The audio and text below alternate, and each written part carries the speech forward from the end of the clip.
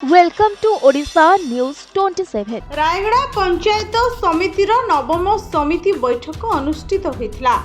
उक्त बैठक रे कोरापुट लोकसभा सांसद श्रीजुक्त सप्तगिरी शंकर भलाका, जिला परिषद अध्यक्षा सरस्वती माझी, रायगड़ा विधायक आपला स्वामी काड्रका, समिति अध्यक्षा टुनी हुईका, उपाध्यक्ष हरप्रसाद हेप्रुका, जिला परिषद शिक्षा स्वास्थ्य बिजुली पानीय जल सामाजिक सुरक्षा कृषि पानीधन जंगल महिला और शिशु विकास साधारण बंटन श्रमिक कल्याण मत्स्य जीविका मिशन सदस्य बीडीओ अमूल्य कुमार साहू प्रमुख मंचासीन थिले।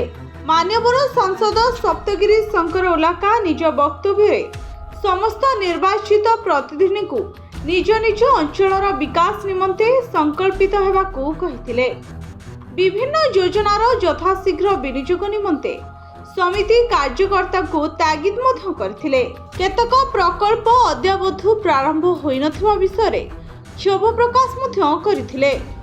मान्यवर विधायक जोगदेई दल निर्विशेष रे समस्ते रायगड़ार विकास निमंते एकाकार हेबा एवं दृष्टांतमूलक कार्यकारी निज दायित्व निर्वाह करबा पई कहिथिले।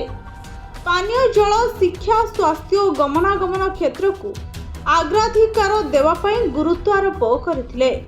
वर्षा दिन आसुथबारु डेंगू मलेरिया आदि रोग को दमन निमंते पदक्षेप पई स्वास्थ्य और शिक्षा विभाग को अवगत कराइथिले।